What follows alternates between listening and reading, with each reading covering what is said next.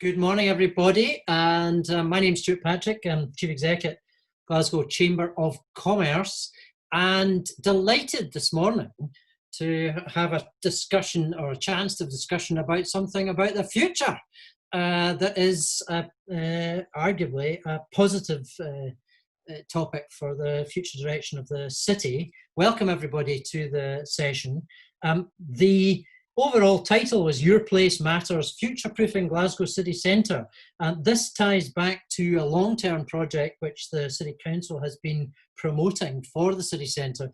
Our speakers will say a little bit more about that strategy.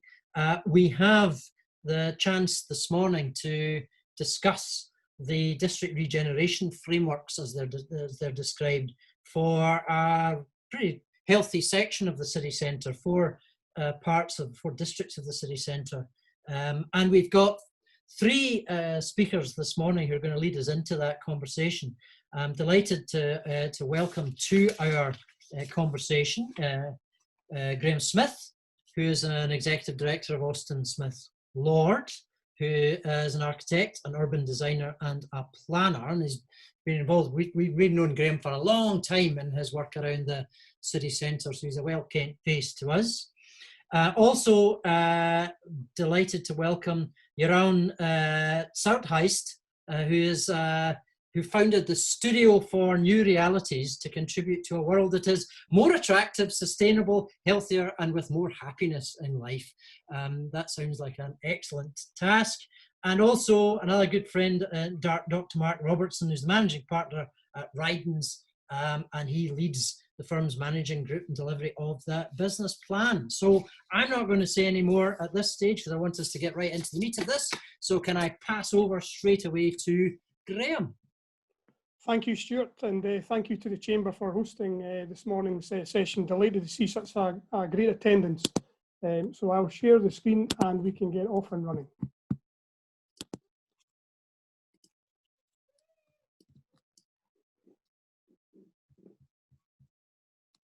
Okay.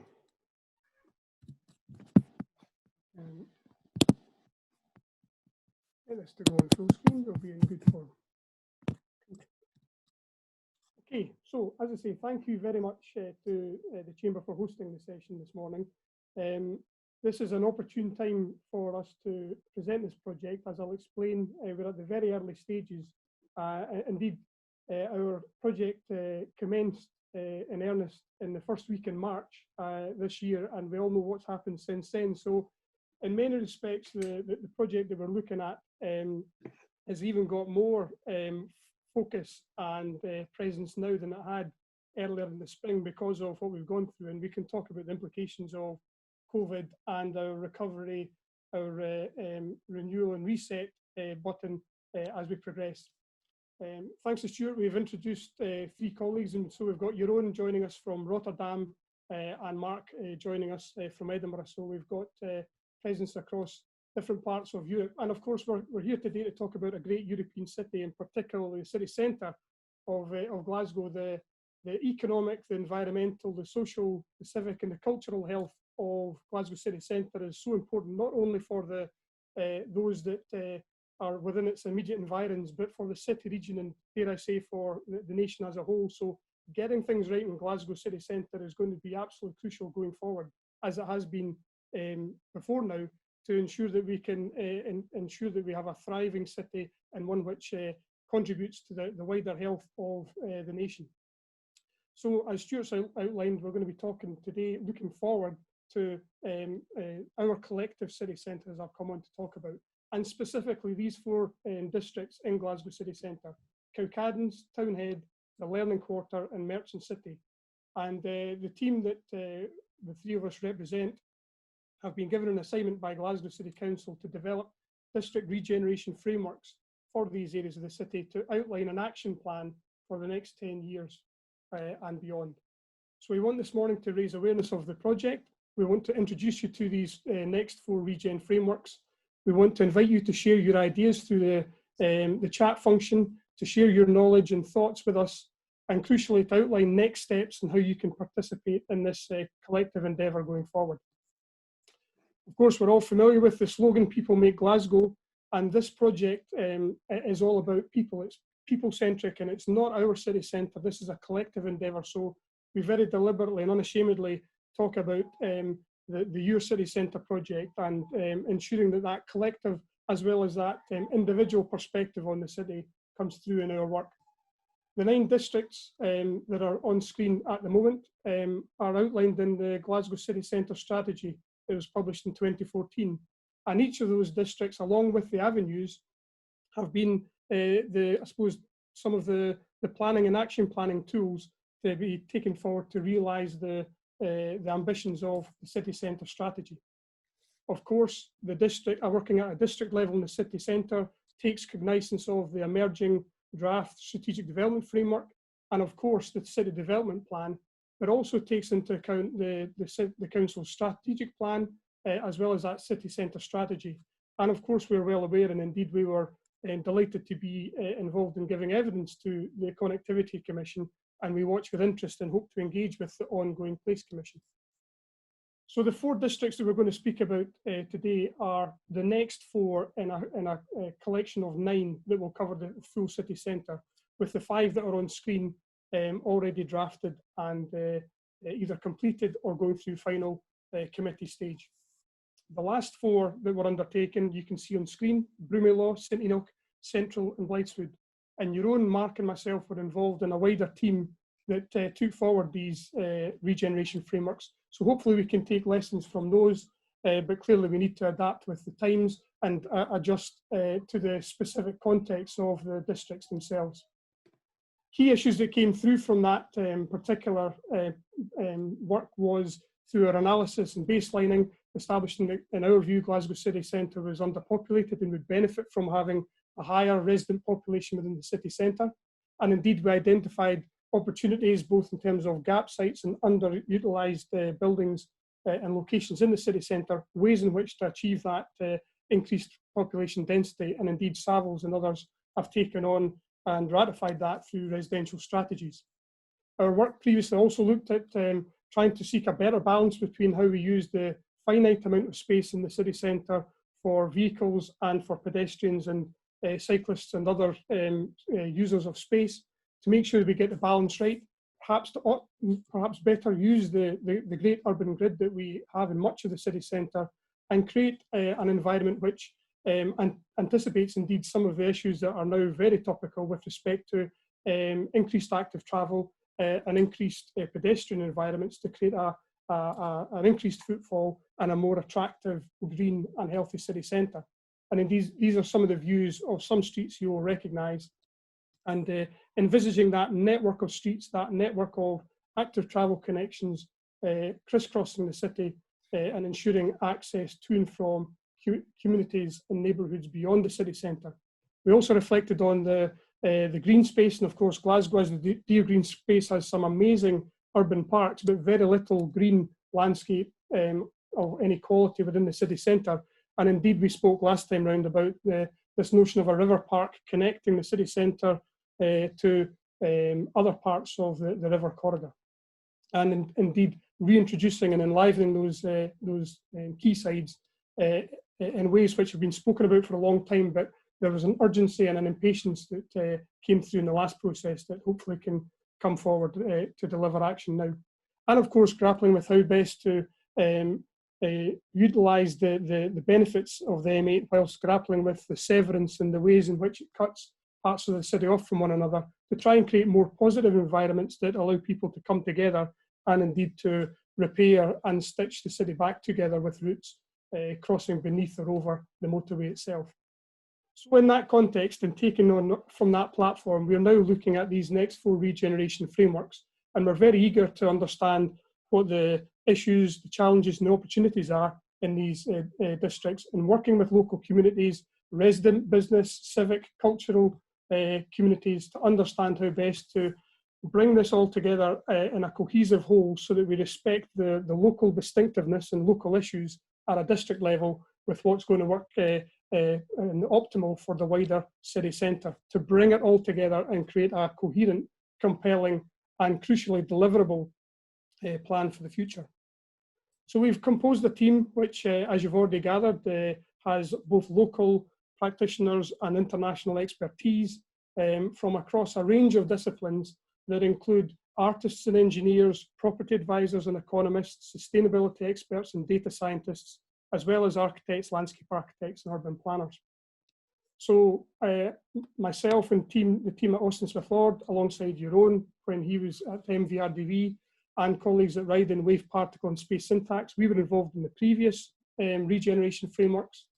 We're delighted to be collaborating now with Urban Movement and Civic Engineers who are taking forward the Avenues Block A project. And we've got the expertise of Nick Skelton and his team at Stantec on economics and useful projects in terms of urban sustainability.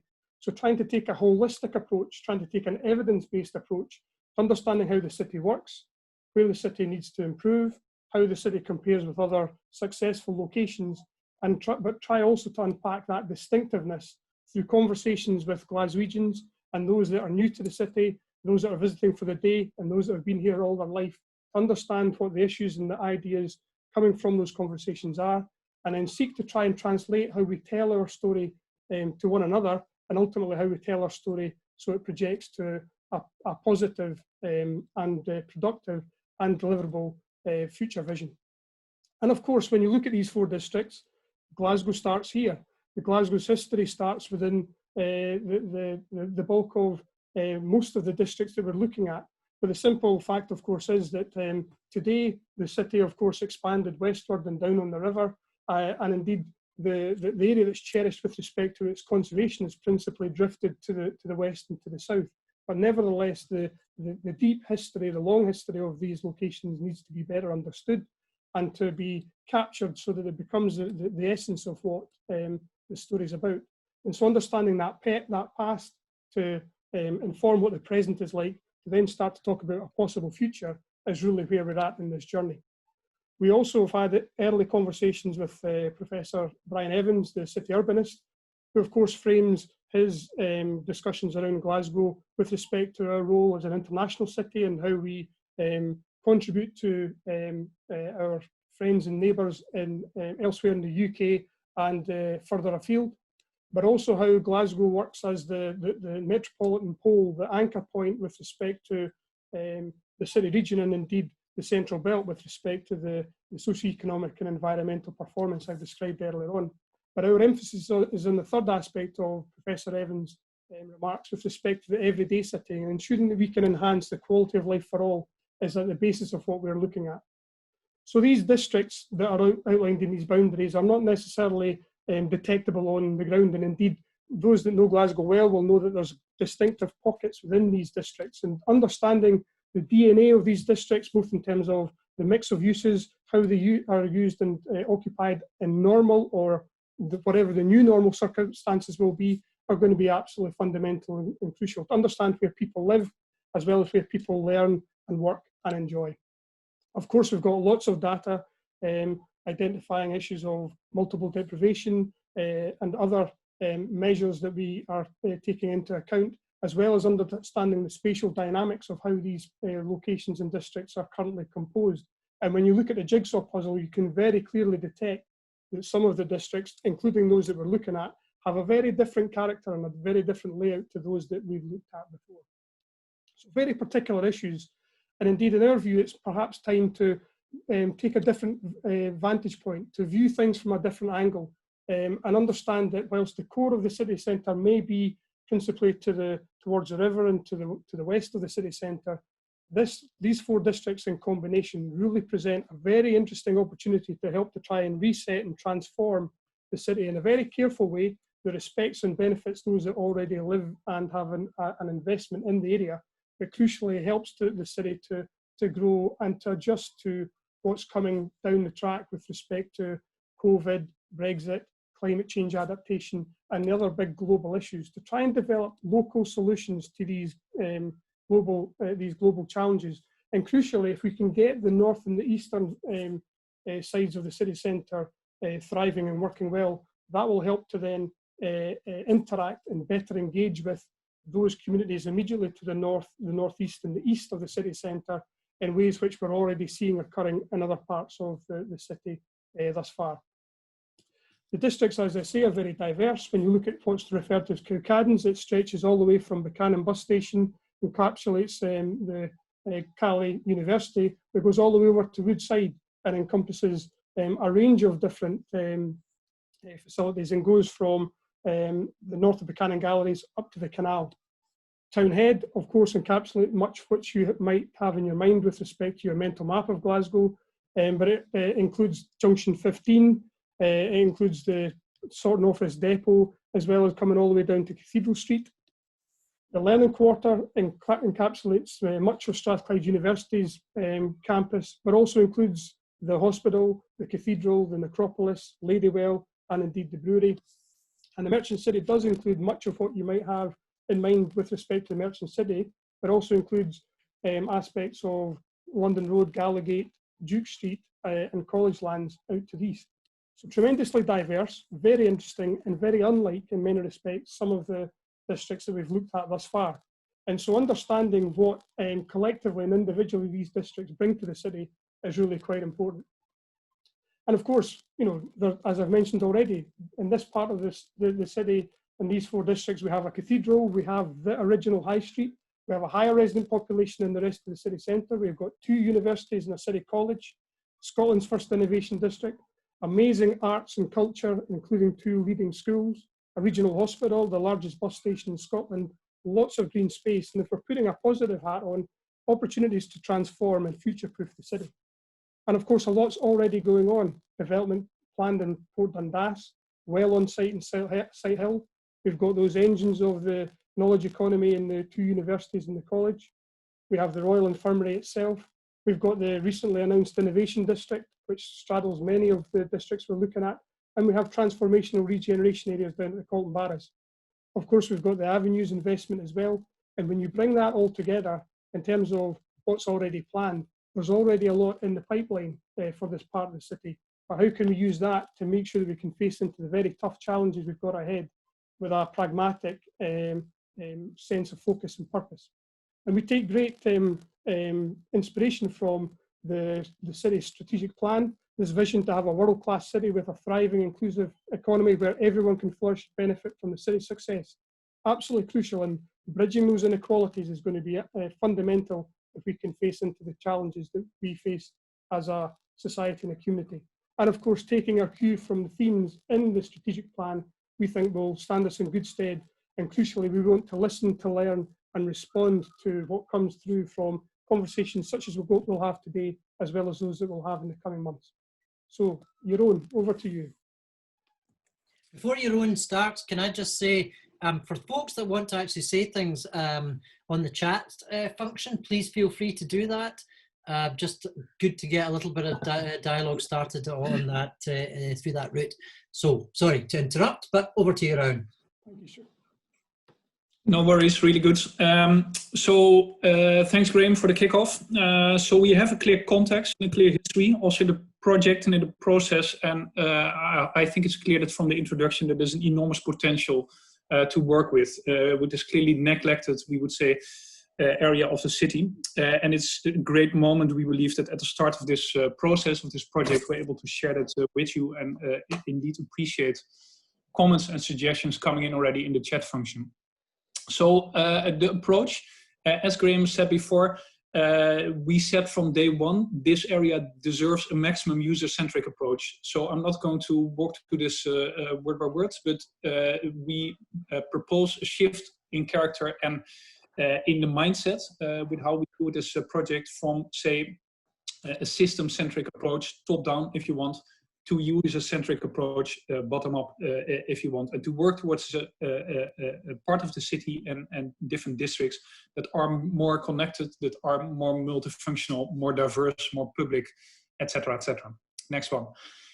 Which means something clearly for development and design approaches as well. So that led already to clear and interesting discussions with the economical specialist in our team, where, and maybe that's also partially the vocabulary of business in the UK and Scotland anyway, to move from, if you want, real estate to a more user-centric focus. We also propose a layered approach accordingly, not top-down, not only bottom-up, but in both ways, to work towards small projects, extra small if you want, medium-sized projects, and larger scale projects and interventions.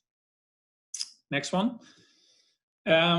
We've been working on analysis and observations at this moment, clearly with a sort of question for ourselves, how are this part of the city working?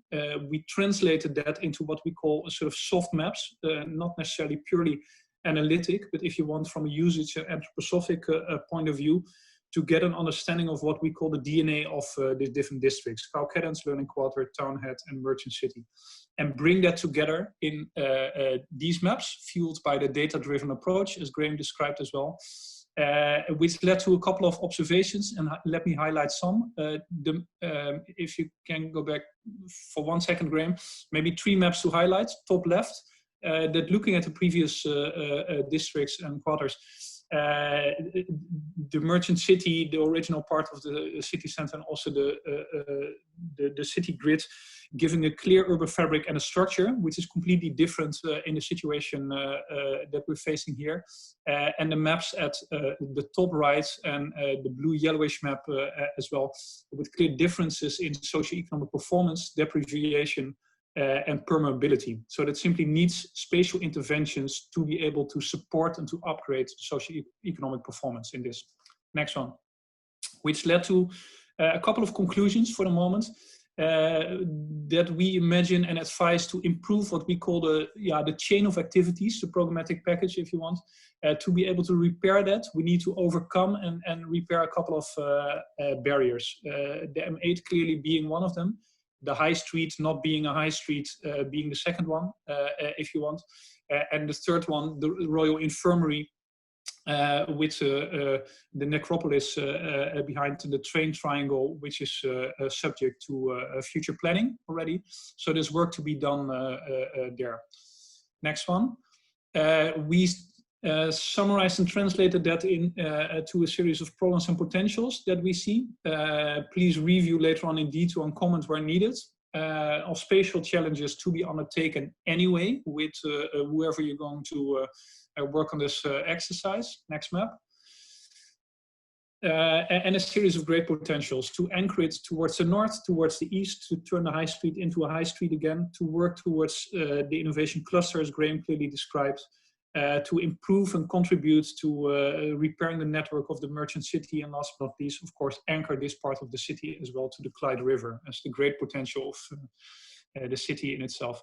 So if you want to summarize, and of course this is generalizing and a highly simplistic way of translating, but the conclusion for the moment is that there's a clear difference in socioeconomic performance of the north and east part of the city in comparison to the Merchant City and the city grid area of, if you want, the haves versus the have-nots, and with clear differences in structure, accessibility, etc., etc. So what can that mean? What should that mean? We're working on a series of what we call drivers for change, derived and collected from this different observations. So what activities and elements for community support would be helpful? How can we support and accelerate the economic performance? How can we contribute to the natural performance and the circularity? Seeing the CO2 goals that the city clearly set us all, how can we improve accessibility? And how can a sort of smart city approach contribute to this? And we'll translate that to a series and package of interventions. Next one. So a series of goals. We translated this to 3 main goals and an overarching goal. As said before, quality of life is the main principle. Everything we do should contribute to a better life for everyone, for every Glaswegian, for every visitor, etc., etc. Which leads, from our perspective, to 3 main goals: to work towards a city which is more sort of complete and holistic. Secondly, more healthy and responsible, sustainable if you want. And thirdly, more competitive and thriving, with a series of sub-goals. And at the bottom, we translated these to To quote Brian Evans again, every day the metropolitan and international city, the micro, meso, and the macro scale, to a series of sub-goals, checked and reviewed by a SWOT analysis on how this part of the city performs in the current situation. It goes too far to walk through this in detail, but you clearly understand the implications in a negative way of the M8 in this, the potential of the train stations, and who knows, will this be connected in the future, and the different specific programmatic entities in this. Next one. On the healthiness and do we act responsible in the current situation, where also the implications of the avenues, the highway and the northeastern zone of the city clearly has a big influence in this, and the potential of the river and green structures. And thirdly, next map, how the city functions and in the current situation as being competitive and thriving, where of course there's enormous potential with the university, the college and the health cluster, but it needs work to be able to turn this into a sort of symbiotic entity and to create an impact that is much larger than the institutes by itself. Long story short, we translated that to a series of sub-goals on micro scales, on how we imagine the Glaswegians will live in the future, how they're able to gain more stewardship over the direct environment, or upgrade the direct environment into a more qualitative and pleasant area, and spend their free time and relax. Next one. How people will move around, produce material which is needed, and innovate, how these products are distributed, and what package of amenities is envisaged. And last but not least, on micro scale, how we build this thriving economy, how we attract more inhabitants, improve access to the city regions addresses, as we call it, and how to work towards a city which is where natural systems are more embedded in city life. So that's a big package. So altogether, next slide, that led to this overview of what we call building stones, ingredients, if you want, for the next steps we'll be taking as a team. How this sort of umbrella over the project, the quality of life, and with these 3 silos, is combined with these 3 skills, and again forms a series of building stones, building blocks for further development. So, Jeroen, would it be possible if we could just pause at that point and perhaps just invite Mark to say some summary remarks with respect to his work, and then we can take some questions? Would that be possible, do you think? Definitely. Yep. Okay. Mark, we'll have a chance to delve back into this, but Mark, do you want to pick up a snapshot of some of the analysis you've done to then dovetail with the scene setting that Jeroen and I have undertaken? Yeah, thank you, Graham, and good morning, everyone. I think it's a good time to look at the property markets.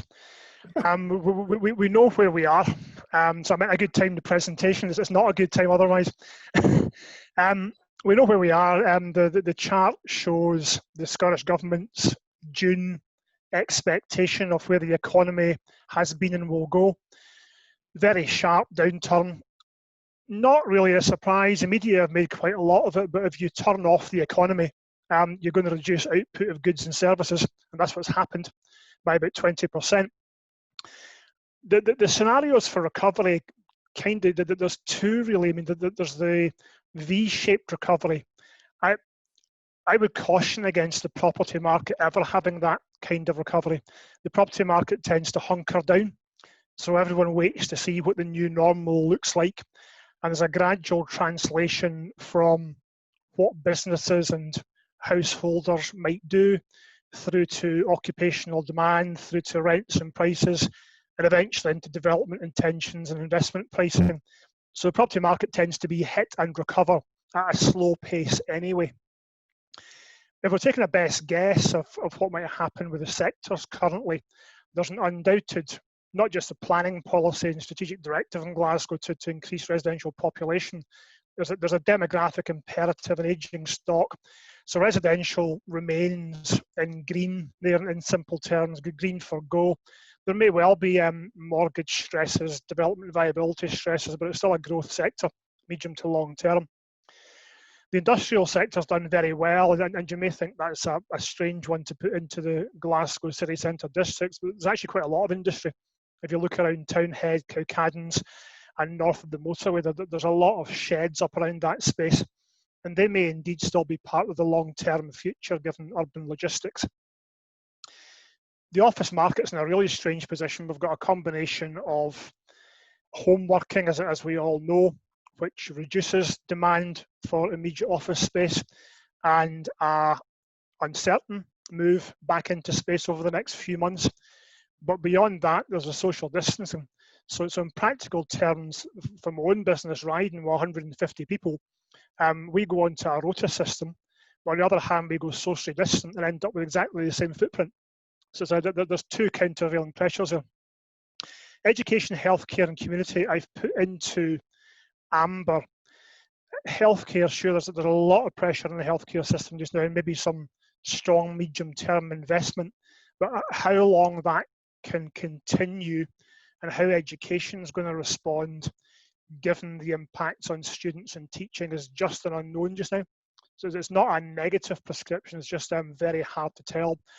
And retail and leisure, well, you know what condition those markets were in anyway. The physical footprint was shrinking before we got to the COVID crisis.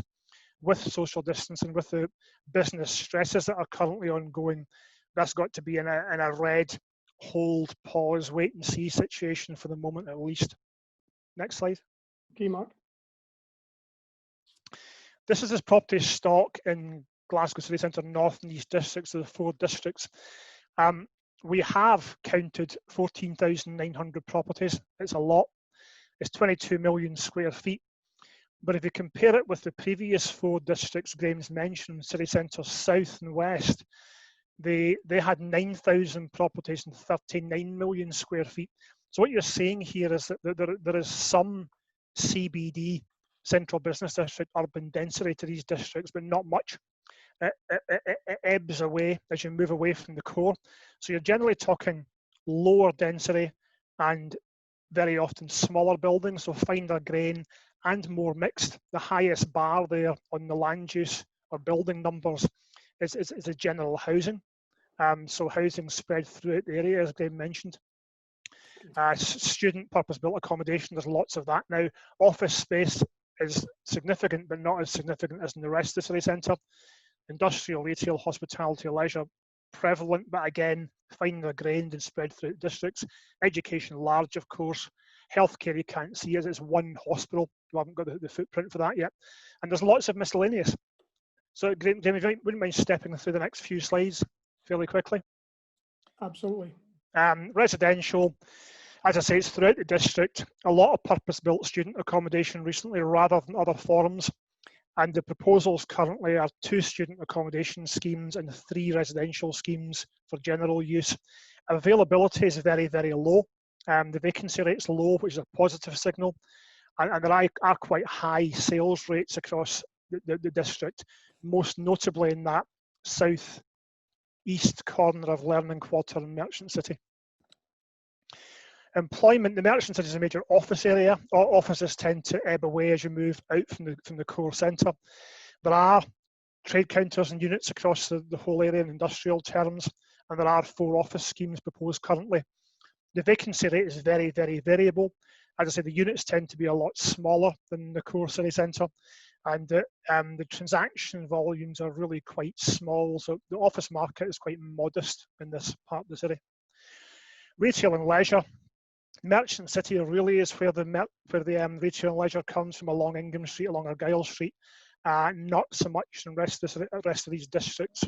There are some proposals for retail and leisure use, but as I say, that's a market that needs to recalibrate now with not only its physical footprint changing, but the COVID impacts too.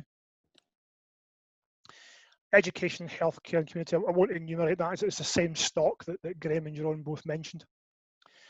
There is quite a lot of land here. This is from Clyde Plan. So adding up the under construction sites, the programmed housing sites you can see in yellow, the later programmed housing sites in brown, then the vacant and derelict land in dark brown. There's quite a lot of land allocated, and that's not to yet count the underused space, the small gap sites and so on. There are 9 development proposals currently. Maybe flip on the next one, Graham, and list them all. I think the main thing about these is that they do have a flavour of the previous development cycle about them. Not saying they're not all good schemes with good prospects, but the previous cycle was dominated by student accommodation, hotels, and some office and mixed space, and there's still a flavour of that. And the other main thing to note is that most of them hug the core city centre, so they're not in the outskirts of these districts, so around and about George Square or Giles Street and so on. So the sort of summary at this stage, having just done the baseline analysis but not looked at the potential quite yet, these 4 districts are very different. They're different to the core central business district. Bits of it's inner urban that could really be anywhere in Glasgow, as opposed to within the curb of the high street and the motorway. The stock is smaller and lower density than the more corporate CBD, where the main shopping malls, office blocks, hotels and so on are. That new development is hugging the city centre core, so it's going into new territory, but at a fairly slow pace. Glasgow city centre has very strong market cycles. By that I mean when it builds flats, as pre-2008, it builds at a rate of knots, and builds student housing hotels as recently, it builds at a rate of knots. But these areas are more resilient, more distinctive, more fine grain. And what does that mean for what we can do going forwards? And the markets are becoming challenging. I know what some of the questions might be without even looking at the chat room about where we are currently. Bear in mind we're only potentially maybe in half an hour reaching stage 2 lockdown exit. These DRFs need a very long-term view and a lot of patience. Thank you.